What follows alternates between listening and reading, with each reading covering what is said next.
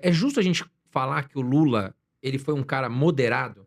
Não foi tão radical, digamos, desde que ele começou o governo, em 2026 teremos eleições.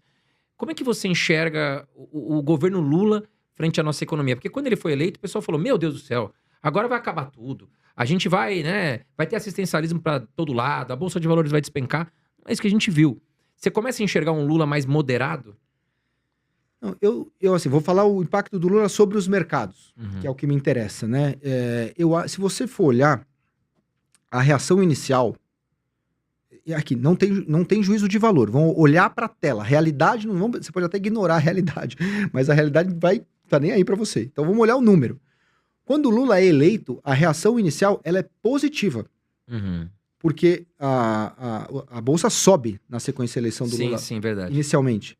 Porque o Rogério Xavier da SPX, que mora em Londres, inclusive falou assim: ó, não atirem no mensageiro. Uhum. A percepção, não tô dizendo que a percepção ela é certa, mas a percepção do gringo para o Lula é positiva. Porque o Lula fez o gringo ganhar dinheiro entre 2003 e 2007. Foi verdade. Então ele tinha essa lembrança. E uma visão, principalmente na Europa, muito contrária ao Bolsonaro, que nessa visão estereotipada, a Europa muito mais ISG do que os Estados Unidos, a ideia era que o Bolsonaro queimava a Amazônia. Então, a reação original, ela é boa ao Lula. E com a ideia de que ele fez um governo de frente ampla.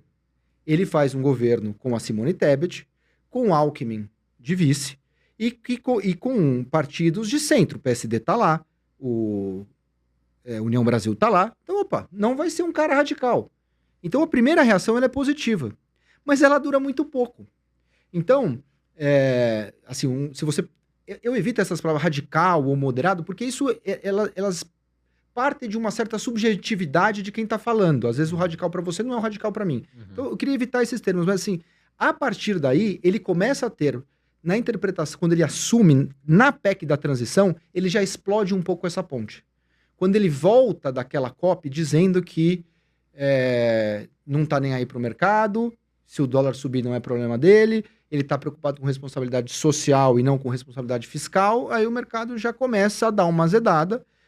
E com a PEC da transição, quando ele coloca, ó, a gente já tinha um problema estrutural no orçamento, a ilusão achar que o problema fiscal brasileiro ele é exclusivamente do Lula, não é, falta no Brasil estruturalmente, independente de quem sentar naquela cadeira, 200 bilhões de reais por ano.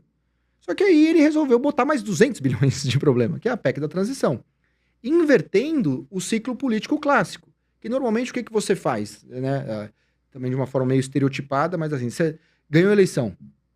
Você sabe que você tem que adotar medidas duras, você começa apertando o fiscal, para que no final, no ciclo eleitoral, que o Bolsonaro fez, que o Lula fez, a Dilma, todo mundo meio dá uma gastada em ano eleitoral. Claro. Tem paper sobre isso. Então, sabendo do ciclo, você tem o capital político, quando você é eleito, você aperta para soltar depois. O Lula começou soltando, já no começo. Então ele teve um fiscal muito frouxo desde o começo, e para aqueles que acreditaram inicialmente nessa ideia do Lula mais responsável fiscalmente, se frustrou. Né? Então assim, ele é radical, ele faz um governo só à esquerda. Não, até com essa composição é difícil ele fazer um governo muito radical. Agora, ele foi muito mais irresponsável fiscalmente do que nesse primeiro momento se imaginava. Então acho que em política externa foi muito ruim para os prêmios de risco de Brasil, ou seja, para o preço dos ativos. A irresponsabilidade fiscal foi muito grande também.